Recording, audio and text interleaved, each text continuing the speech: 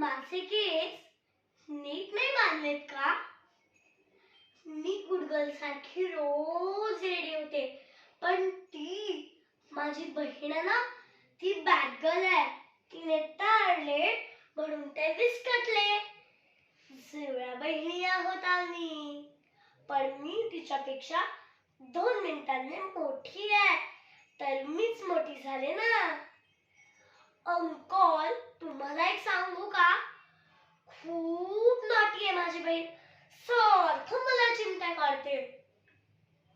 स्कूलमध्ये पण माझाच टिफिन खाते. आता काकू आमच्या टिफिन मध्ये सेमच गोष्टी देते, तरी ती माझाच टिफिन खाते. का माहितीये?